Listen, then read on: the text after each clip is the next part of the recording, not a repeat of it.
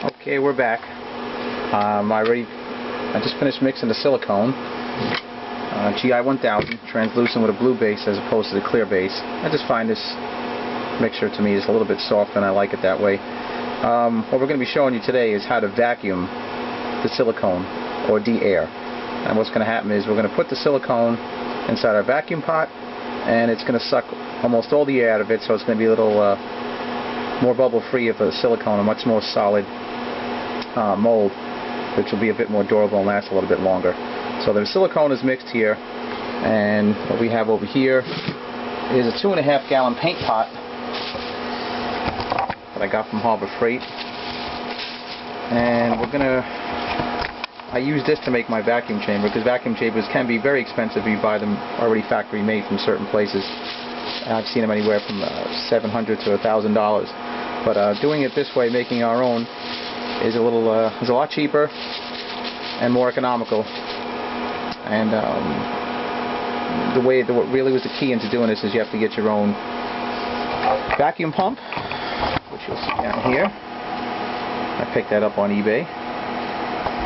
And the most important thing is a proper lid. Now, I can't take credit for this. I asked my good friend Fritz, the headless horseman, and he happened to put me in contact with some people, and he was able to get me a lid. As you can see, it's a very thick piece of plastic. It's got all the gadgets on it, and they make them. It's a nice fit. It goes right over the existing tank, and you know, this is a lot more economical way to go to making your own vacuum chamber. If you want any more information about the lid, get this from Harbor Freight.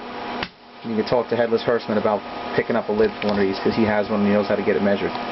Okay, let's get the silicone in here. As you can see, I just use a standard plastic bag for a liner to prevent the silicone from going inside. You can also spray it matte finish and just peel out if you prefer.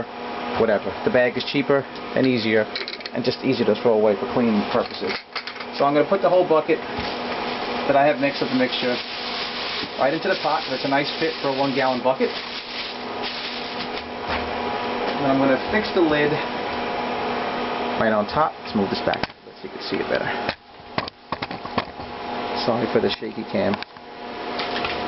Right. And over here, the gauge tells you how many CFMs or inches of mercury is being pulled in order to de-air the silicone. As you can see.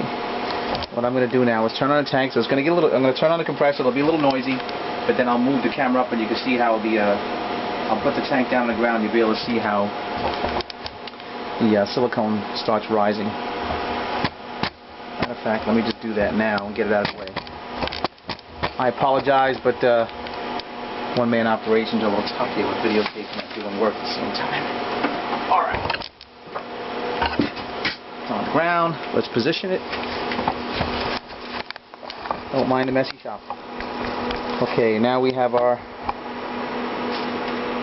tank on the ground. Let's pull our compressor back. Let's hit the switch. So it's locked properly.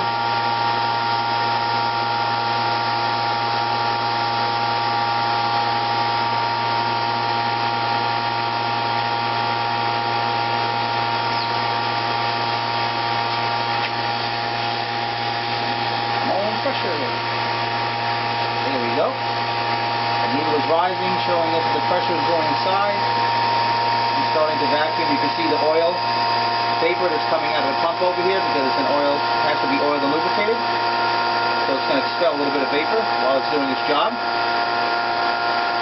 And you're also going to get to see the silicone rise at the same time. You can see it rising in the pot. What I do is I wait till it rises up, and I'll hit the switch because I have a bit more silicone in there,